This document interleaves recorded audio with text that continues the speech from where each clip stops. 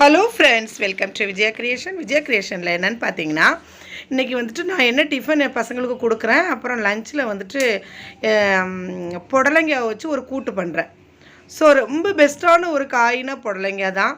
அவ்வளோ நல்ல நீர்ச்சத்து இருக்குது. இந்த மாதிரி கட் பண்ணிக்கோங்க. அதை தான் போட போகிறேன் இன்றைக்கி ரெசிப்பியாகவே. இப்போ வந்து காலையில் வந்துட்டு என்னென்னு பார்த்தீங்கன்னா, நல்லா வாசல்லாம் தூத்து தொடச்சி இந்த பெருக்கி எல்லாம் ரெடி பண்ணிவிட்டு கோலம் போட்டுட்டு அப்படியே சப்பாத்தி மாவு மிஷினில் பிசைஞ்சிட்டு திரும்ப ஸ்டோர் பண்ணி அதை மூடி தூர வச்சிட்டோம்.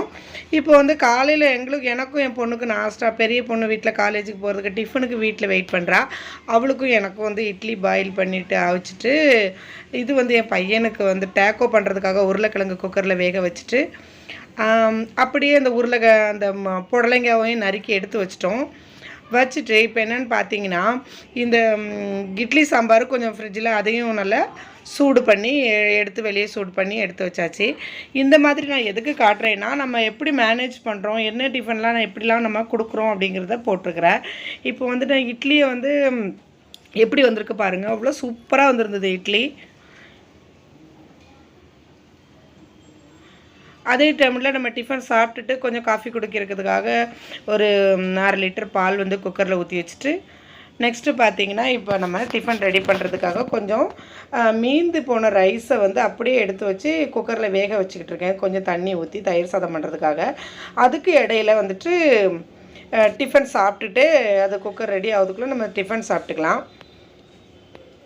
இட்லி பொடியும் சாம்பார் வச்சு நல்லா சூடாக டிஃபன் சாப்பிட்டுட்டு அதுக்குள்ளே நம்ம ஒரு விசில் வச்சா போதும். ஏற்கனவே இருக்கிற ரைஸ் தானே, அது தயிர் சாதத்துக்கு அப்படியே குழைவாக ரெடி ஆகிட்டு, இப்போ நல்லா தயிர் போட்டு உப்பு போட்டு நல்லா கொஞ்சம் பால் ஊற்றி கிண்டி அப்படியே வச்சுட்டு, இது கொஞ்சம் ஒரு 5 நிமிஷம் அதை அப்படியே வச்சுட்டு இருக வச்சுட்டு, இப்போ நம்ம சப்பாத்தி ஏற்கனவே போட்டு எடுத்து வச்சுட்டேன். அதை வந்து நான் இப்போ பையனுக்காக கேரட்டு, வெள்ளரிக்காய், தக்காளி, உருளைக்கிழங்கு, சாட் மசாலா, அப்புறம் கெச்சப் சாஸ் ஊற்றி அதை ரெடி பண்ணுறதுக்காக வச்சிட்ருக்கேன். ரொம்ப டேஸ்ட்டாக இருக்கும். பட் ஆனால் எனக்கு இது ரொம்ப பிடிச்சிருக்கு. ஸோ அதையே நம்ம கொடுக்கலாம் அப்படின்ட்டு இப்போ நம்ம உருளைக்கிழங்கு மசாலா பண்ணி வச்சோம்னா பாஜி மாதிரி ரொட்டி சாப்பிட ரொம்ப கஷ்டப்படுறாங்க. இந்த மாதிரி கொடுத்தா ஓகே அப்படின்றாங்க. சரின்னு சொல்லிட்டு சிரமப்பட்டாலும் பரவாயில்லன்ட்டு இதை வச்சு கொடுத்துட்டேன் என் பையனுக்கு.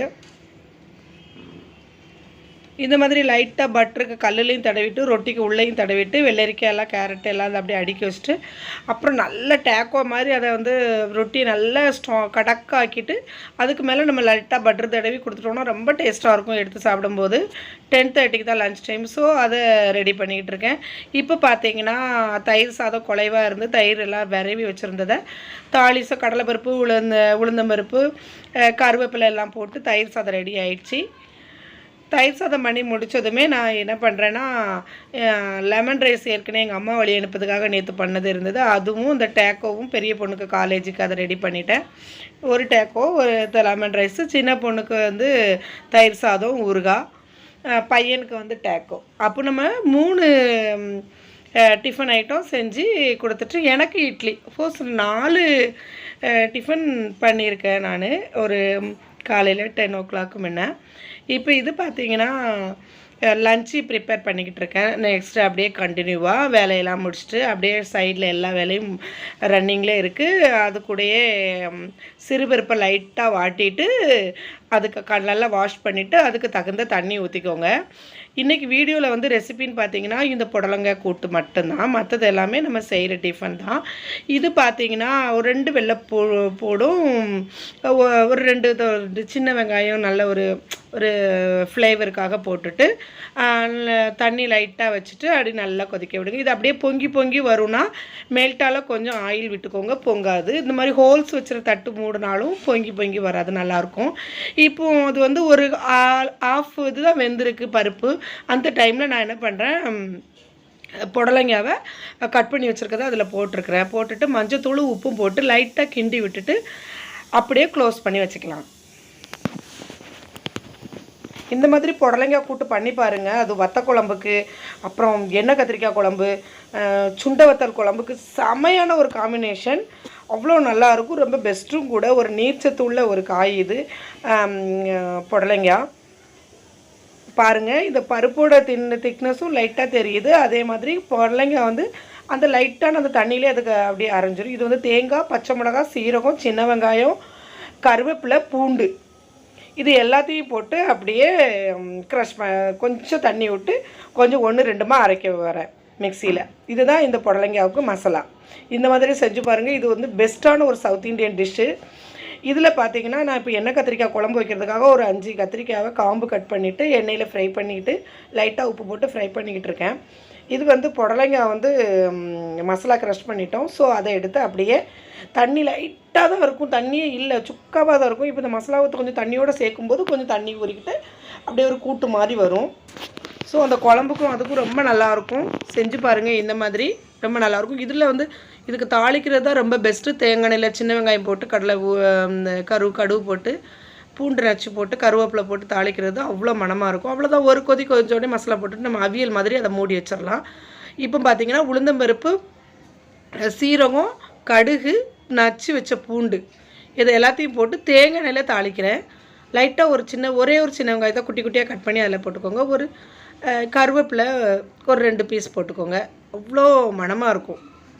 தேங்காய் எண்ணெயில் இந்த கருவேப்பிலை, சின்ன வெங்காயம், கடுகு, சீரகம், தேவைப்பட்டால் உளுந்தம்பருப்பு சேர்த்துக்கலாம். அவ்வளோ நல்லாயிருக்கும். இந்த மாதிரி புடலங்காய் கூட்டு வச்சு பாருங்கள், சூப்பராக இருக்கும். பருப்பும் குழைய விடாமல் புடலங்காயும் ரொம்ப குழஞ்சி போகாமல் அந்த கொஞ்சம் திக்னஸும் தெரியும். சூப்பராக இருக்கும். எனக்கு பிடிச்ச ஃபேவரெட் இது. சென்னையில் வந்து எங்கள் சின்னக்கா இருக்கும்போது ரொம்ப நல்லா வைப்பாங்க. இது ரொம்ப பிடிக்கும் அப்போவுமே.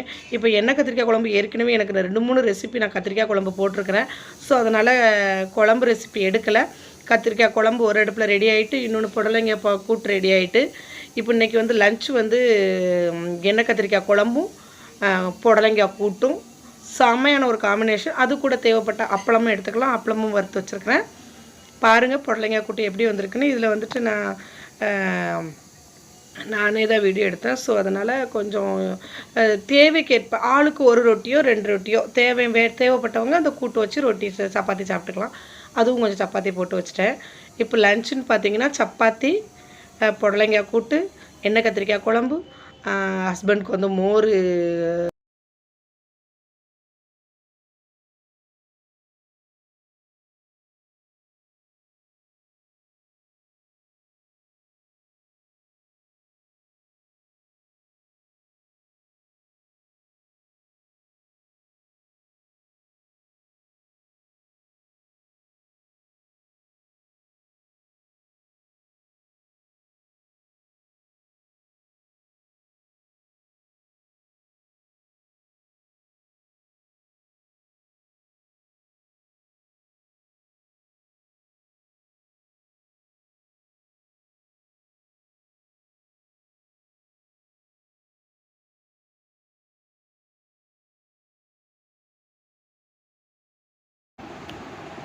ஃப்ரெண்ட்ஸ், இந்த லன்ச் வந்து டுடே நேற்று வந்துட்டு அம்மாவை ஈவினிங் வந்து வழி அனுப்பி வைக்கிறதுக்காக ரெடி ஆகிட்டு இருந்தோம்.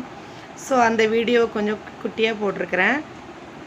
அதை எங்கள் அம்மாவுக்கு எல்லாம் பேக் பண்ணி எடுத்துகிட்டு கொண்டு விடுறதுக்காக கிளம்பிகிட்டு இருந்தேன். ஸோ அதை போட்டிருக்கிறேன். எங்கள் அம்மாவை ரொம்ப மிஸ் பண்ணுறேன். 1 வீக்காக நான் வீடியோ போடுறதுக்கு காரணமும் அதுதான். அம்மா கொஞ்சம் ரிலீஃபாக அம்மா கூட பேச வைக்க, அம்மாவுக்கு பிடிச்சதை சமைச்சு கொடுக்க எல்லாம் இருந்தேன். ஸோ அதை வீடியோ எடுக்கலை எதையுமே. இப்போ நான் அம்மா கிளம்பிட்டாங்க. ஸோ அவங்கள கிளப்பிட்டு இருக்கிறது தான் போட்டிருக்கிறேன். பாருங்கள், எல்லாருமே அம்மாவை ரொம்ப நேசிங்க, மிஸ் பண்ணாதீங்க. தேங்க்யூ.